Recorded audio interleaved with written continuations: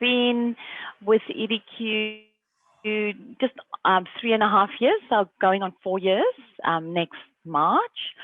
And before that, I did serve on the board, and back then it was called ISIS, the Eating Issue Centre, and then the name changed to the Eating Issue Centre. So I sat on the board for a while, and then I stepped off the board, and I think about 2 years later, I was approached by the board when the role of general manager became vacant to see if I would be interested in taking it up, and with no hesitation, I snapped that up.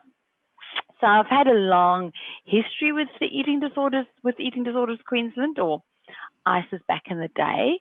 So I've got a master's in social work. So I've been a clinical practitioner myself for many, many years, working in sort of complex mental health and then eating disorders, personality disorders, you know, that's sort of really sort of on the severe and enduring scale. So my interest has always, as a social worker, been in mental health, but I've also got a very strong social justice, feminist practice framework and lens that I look at the world through, and then and EDQ is a very good fit for me in that sense, that is as an organizational practice framework that fits with my leadership style.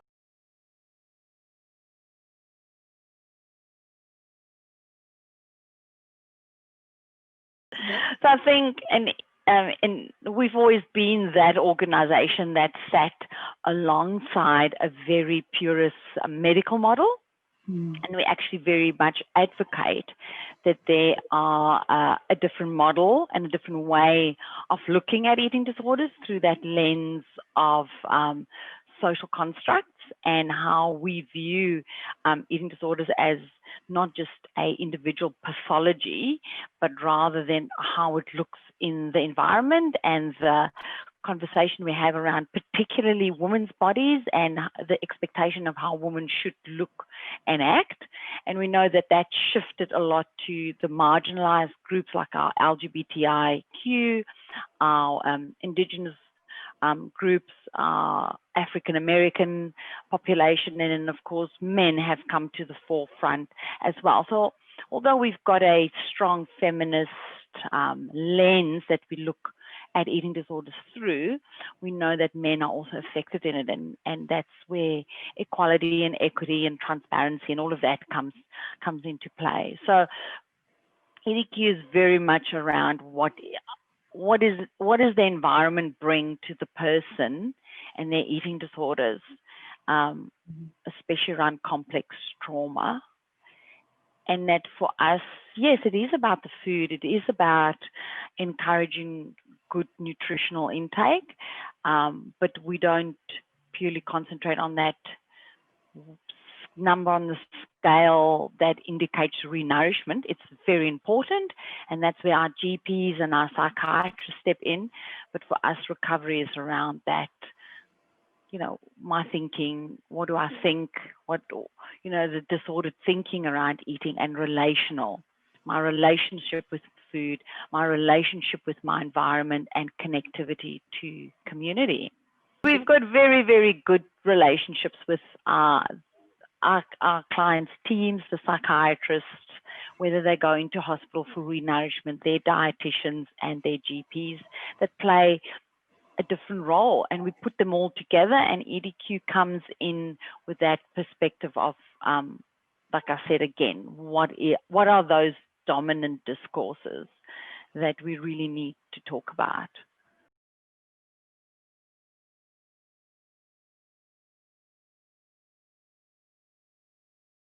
Interesting reflection, because we are about connection, and it is about the community, and it's about, you know, getting that vibrant lived experience and mentors together to help create sort of this community where people feel they can feel safe to recover in.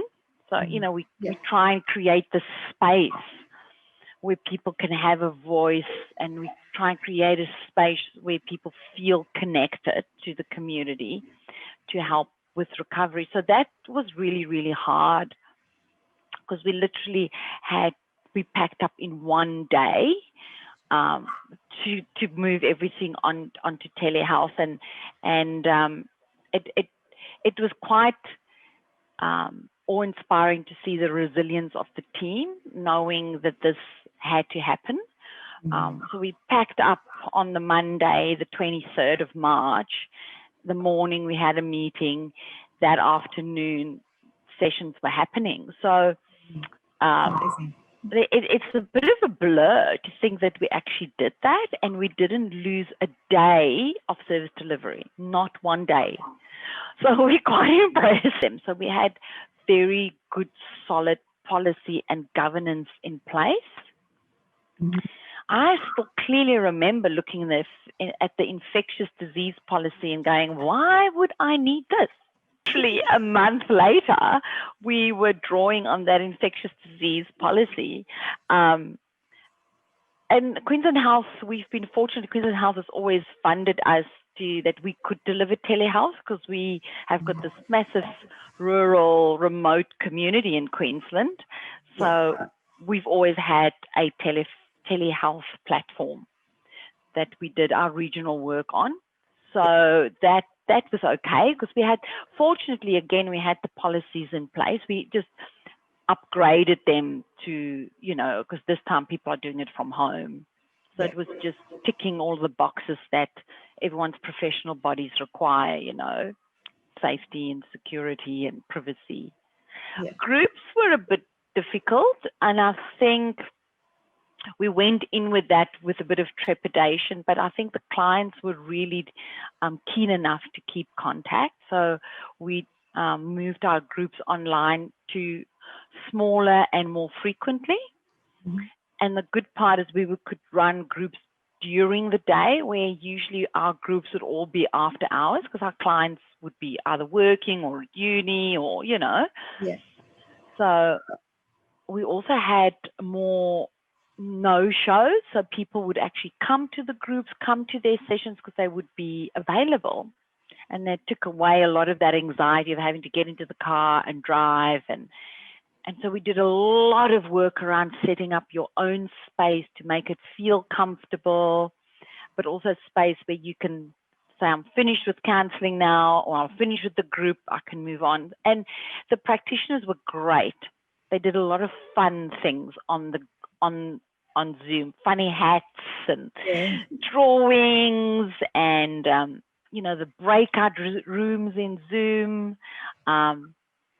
So we found actually with our peer mentoring group that training, and everyone has said that, all the mentors, that the engagement has been really, really good. People felt so much less anxious. So weirdly enough, the PMP, the peer mentor group, the uptake for Zoom seemed to have been more positive. So we've got clients coming into the office. So we do like a mixed mode of telehealth and people coming in, but groups are still purely virtual.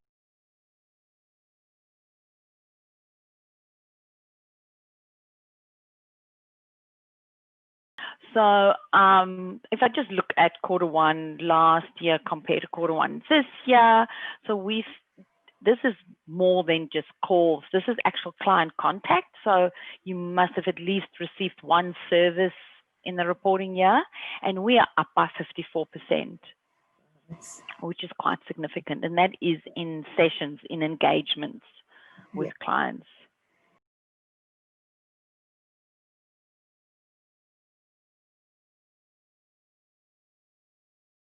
We're doing a lot of hypotheses around why and what, and definitely the presentations of eating disorder across Australia, that there's such a higher presentation of eating disorders. And, we sort of look at it as control, as, there's so much happening in the world we can't control, but we know I can control this little microcosm.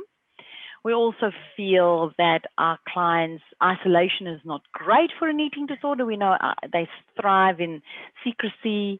So I think all all the stuff that makes an eating disorder thrive was this perfect storm during the pandemic. The isolation, the shortage of food, safe foods not being around, isolating alone or isolating with problematic or family relationships that were uncomfortable.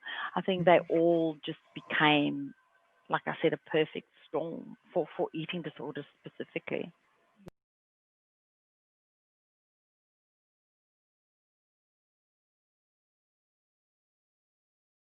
Been just for EDQs that we told all our clients, you know, even if we can't do sessions, even if it's a half an hour check-in, that is what we were happy to do. So we could do shorter interventions and make sure that people can be in contact with each other. And I think that is probably the only thing you could do, was to make sure that there was connection, even if it was just a little bit. And the only other thing we really could mitigate was to make sure the clients had enough support to technically set themselves up, to feel comfortable with Zoom, make sure they had that support around them, which is not always a clinical environment. You don't do all of that, but to make sure that they felt safe doing that. So we sort of stepped into a bit of that social welfare realm that we don't usually do as a treating service.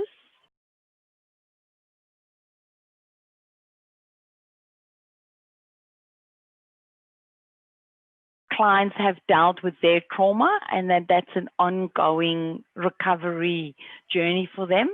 And unfortunately, I think COVID has added to that complexity of it. So within their recovery around the trauma, they've added sort of, whether it's another form of trauma or something that has really bring their own memories or flashbacks back. So I think that's the dynamic of it. It's just put an extra layer and probably extra length on recovery for clients. Our clients have became very unwell. So we had a presentation of acuity, rapidly becoming unwell physically and mentally. So there was this very quick decline, for the want of a better word. And that probably, there's a whole conversation around that, because they didn't have their normal supports in place. And I'm just hoping that coming back from that hasn't created a sense of hopelessness and a sense of, oh, I'm back to step one, because, you know, they might have been hospitalized again, had to start re-nourishing again, step one. And I'm hoping that hasn't created a sense of additional hopelessness and, yeah, I've got to start this road again. But that's something we will just have to wait and see how it unfolds and how it impacts on people's resilience.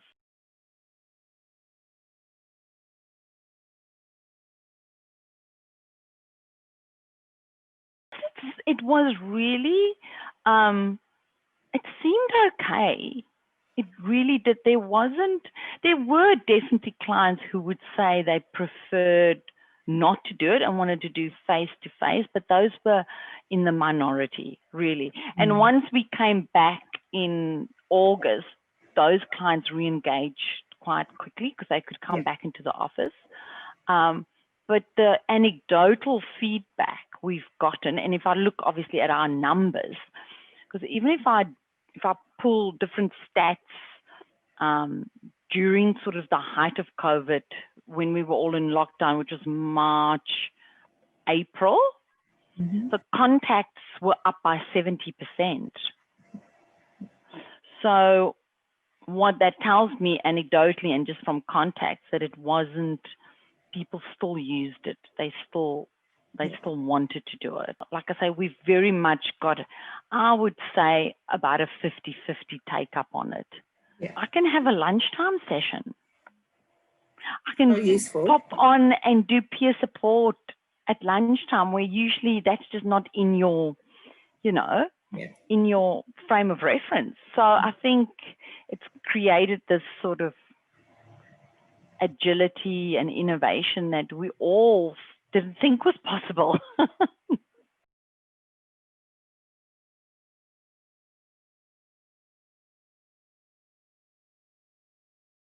Community connection was hard because, you know, clients would often come in and pop in for lunch, or come in and sit in the library, or come and do an activity. They, you know, people can come in and do some art, even if they're not having a session.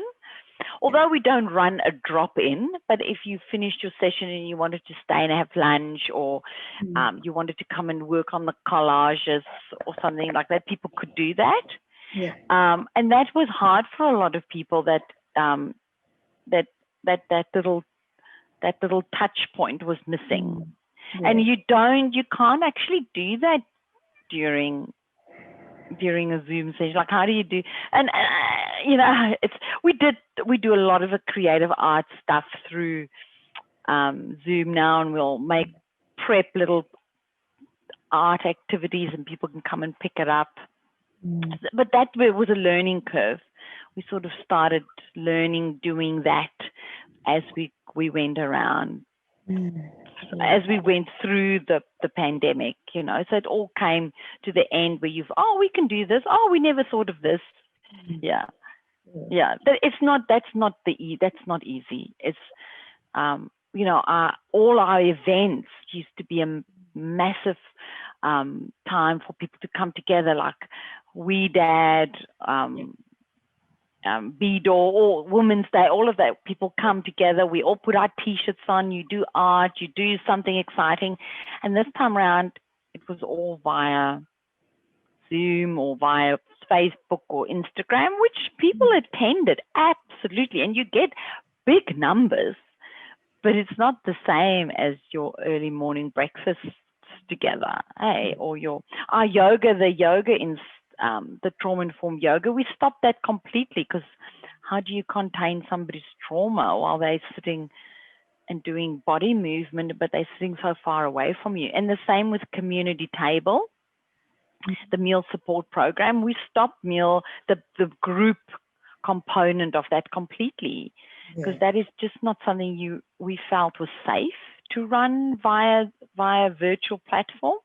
So we moved that to one-on-one, but then again, the client misses out on what the community table is about, which is connected eating, which informs their recovery.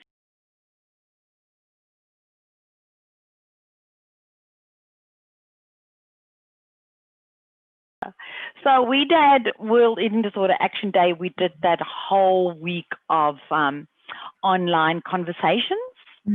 And that was awesome. So we've had the live streams, and we could have conversations with people, and they can type their little questions in, and we were like, whoa, we're doing all this modern technology stuff. And then, of course, with WEDAD, with BIEDAW, again, we did a lot of that stuff virtually, and did a lot of that communication through Instagram and the posts and things like that, where we usually would get people in. So it was a massive learning curve for us. So I've got my practice coordinator is also our health promotions officer. So she sort of doubles up as organizing the whole, like we call the whole practice, the organization, but then she has got very much the hat of public health. So Rowie would put all of those, you know, information together with input from us and the clients and quotes. And so we run like a whole bank of photos and quotes and lived experience speakers, you know, recording all of that. So we had to up our ante and spend money on stuff we've never spent money on.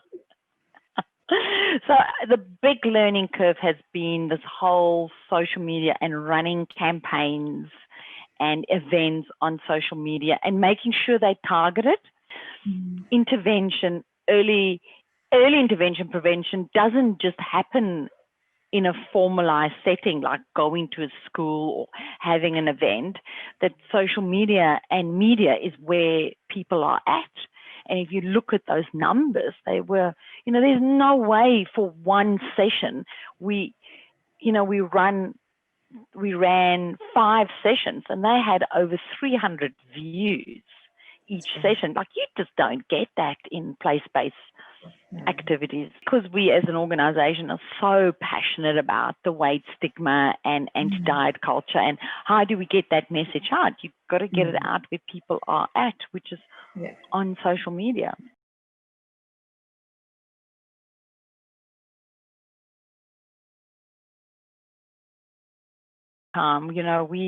We're a small voice, and we're a voice that's not the norm. Everyone in the eating disorder field, particularly around diet culture, weight stigma.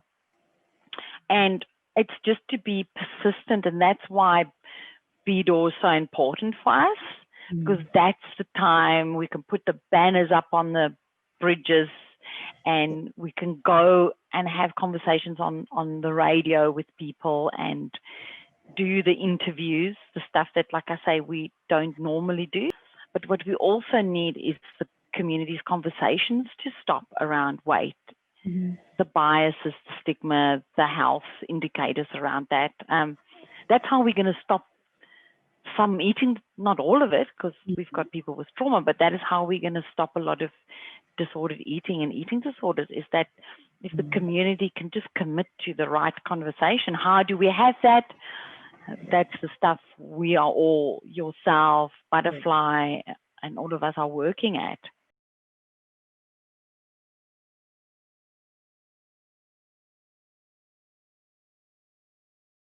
So our peer support model was very much based on an Indigenous peer support model.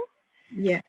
So we didn't invent the model. We copied the model. Ali, who created PMP, actually attended that training and adjusted it for eating disorders. It's fascinating. So that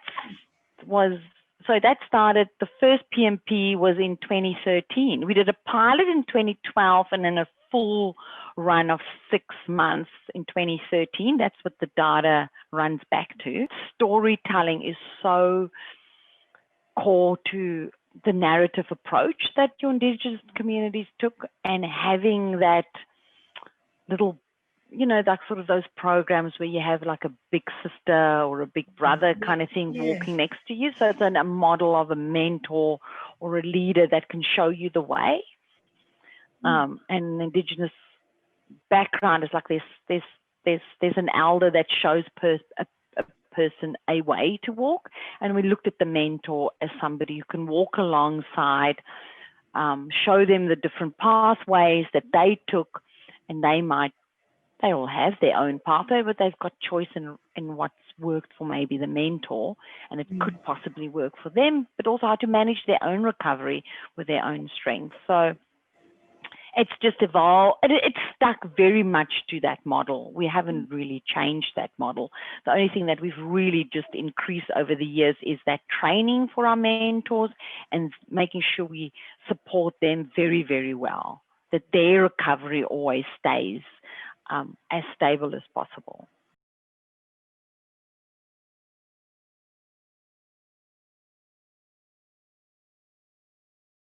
What we do have in place is to make sure that we are accessible and that we have got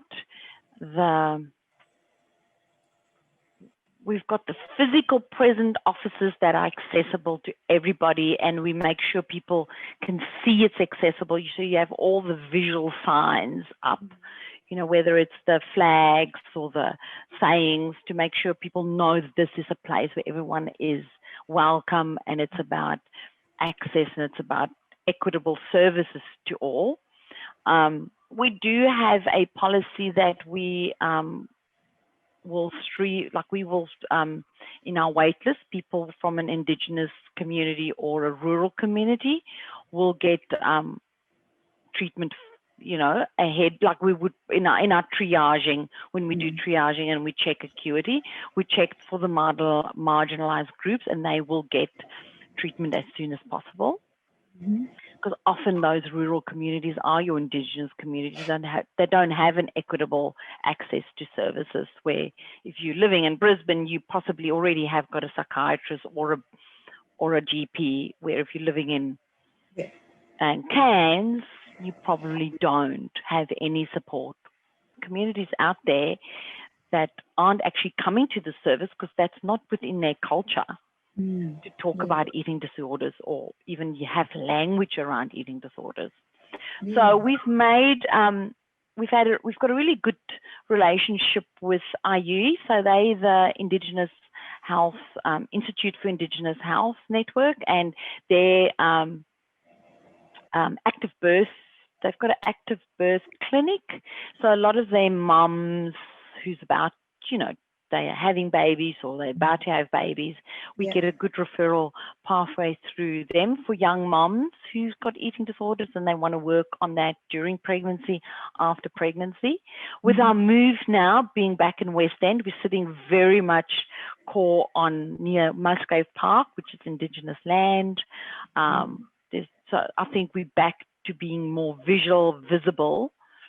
And then we've always had a very, very strong connection and openness to the LGBTIQ community.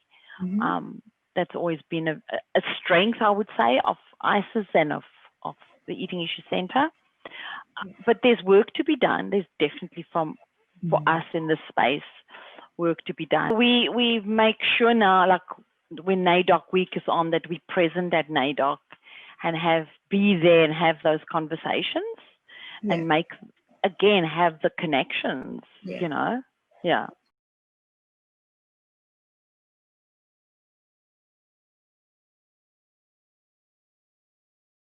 I'm hoping great learnings for other organizations who choose to not do a purely medicalized model, you know, where treatment is often prescribed in a dosage to the client, where we're saying we're working with you in a way that you choose to work in.